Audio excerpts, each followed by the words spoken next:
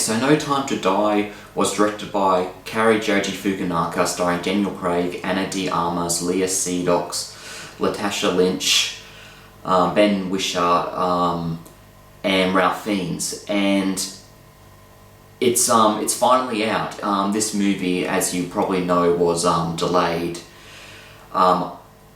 extremely delayed a number of times over the past 2 years because of COVID-19, and it's finally out.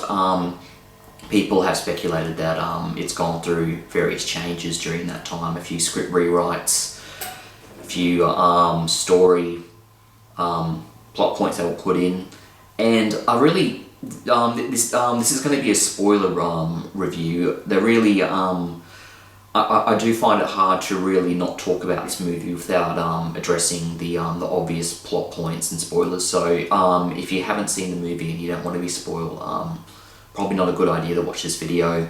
Still in theaters, watch it if you can, but if you don't care about that and you just want to know what I think of the movie, then feel free to continue. So the film opens with the iconic James Bond gun barrel sequence, though there is no blood in this one. It's kind of funny how none of the Daniel Craig Bond gun barrel openings have really tried to stay true to the classic version of it. It's always been altered in a certain way, and this version was almost done right, but of course the blood is not in there. But it's kind of just used to fade into the opening sequence where the villain Safin hunts down a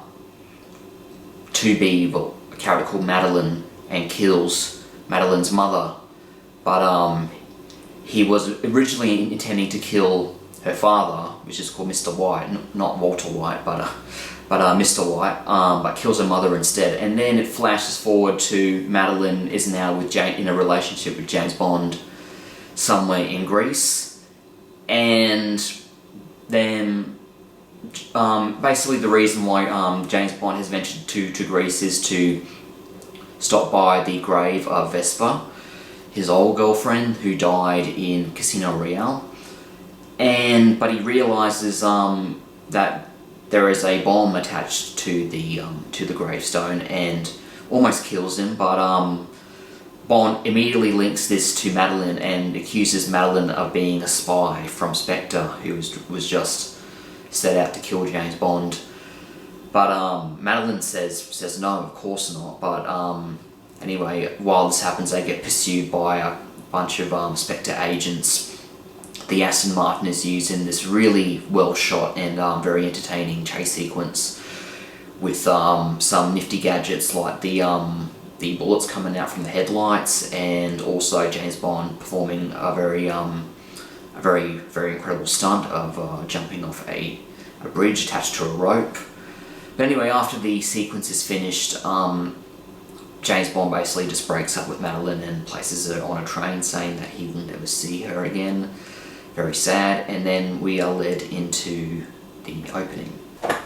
Now, I really do like this title sequence. I do think it was a step up from Spectre. I wasn't really a fan of Sam Smith's song. It wasn't bad, but I do think Billie Eilish did put out a really, really good Bond song in this one.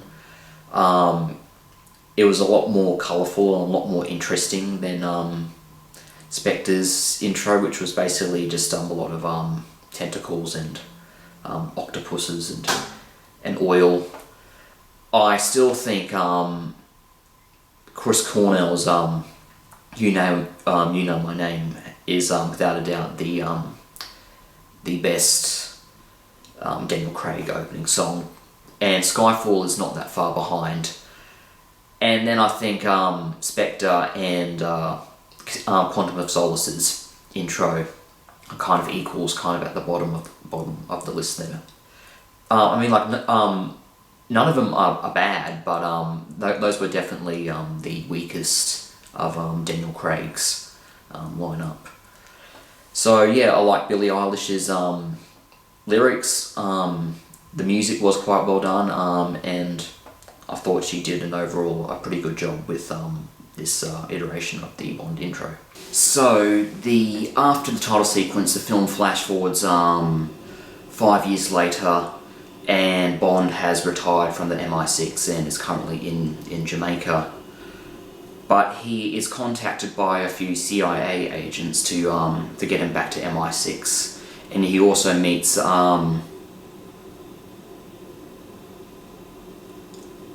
a new 007 agent called Nomi, and she kind of brings up to speed, along with M, played by Ralph Fiennes, that there's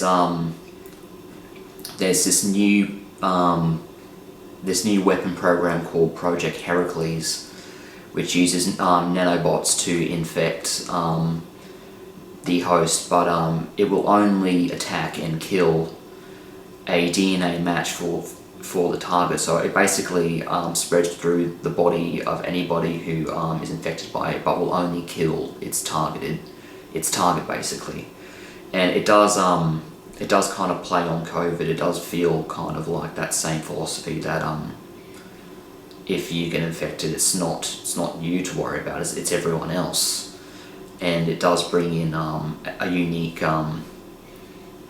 sort of drama to the film that really hasn't been shown in the Bond universe before. M then sends Bond and Nomi to Cuba to meet up with a couple of CIA agents, but they realise that that Blofeld from Spectre is still somehow involved with this whole plot, and they realise that a robotic eye was spying on them while they were in Cuba. Another action sequence unfolds, which is also very great. Used a lot of crackling electricity and electrical wires. Looked pretty dangerous to shoot, but it was pretty fun.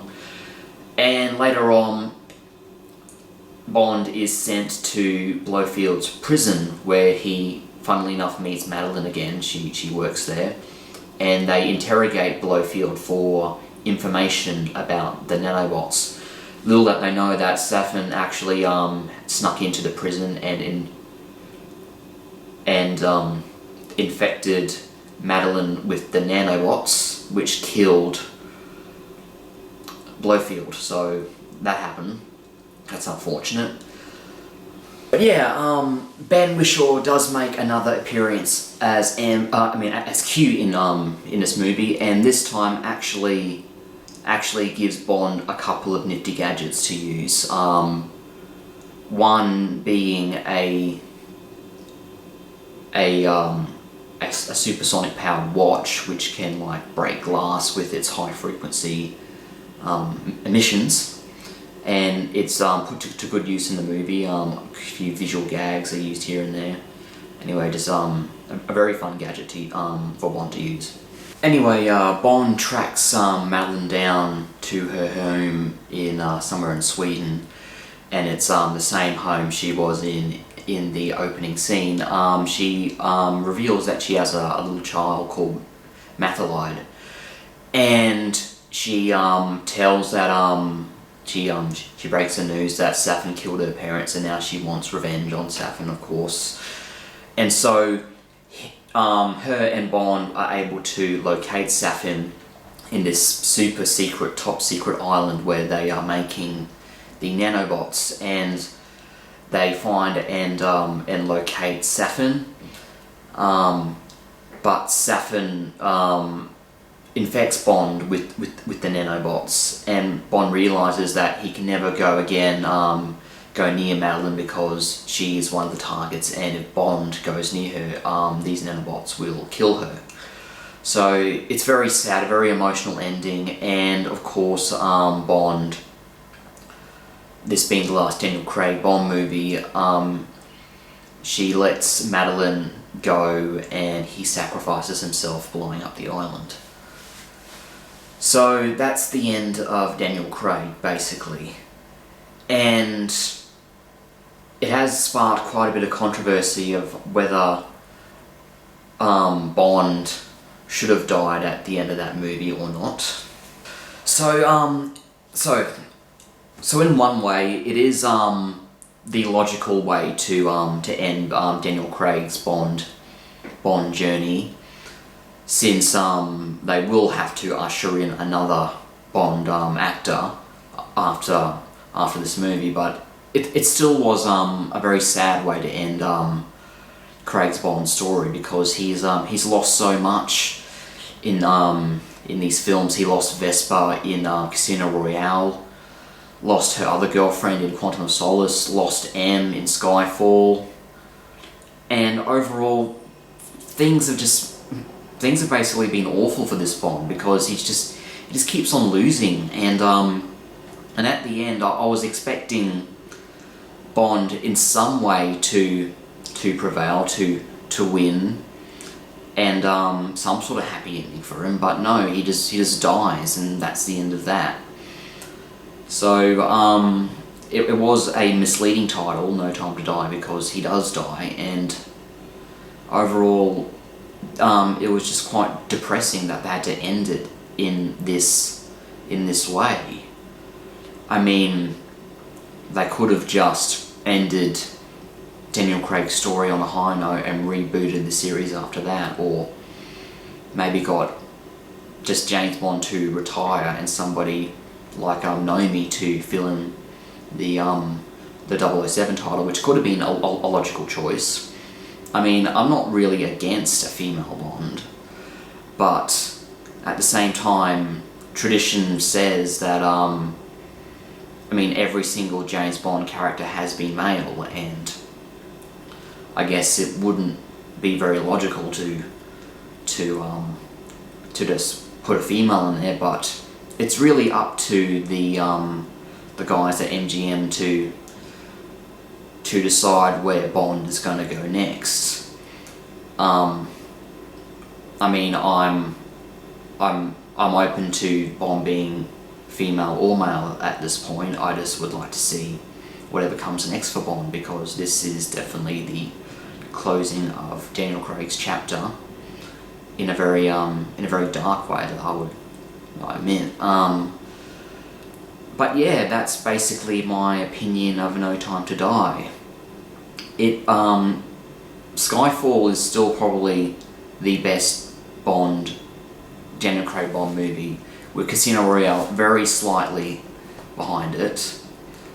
And I was scared that James Bond was going to be very aloof in this movie, very like just going through the motions, that he really doesn't care about playing Bond anymore. But you know, he did a solid job as his last outing as James Bond. It definitely could have been worse.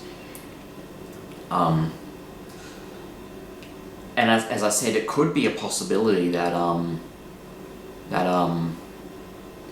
Latasha Lynch will take over as Bond. I mean, there is a chance. It would be cool to see that happen, but as I said before, it is James Bond and always has been James Bond. So only time will tell how the future of James Bond will play out. I'm not too fussed of either way it will go. I'm pretty sure it'll be alright all over again. But yeah, good movie, definitely see it. And that's my opinion of it basically. Thanks for watching.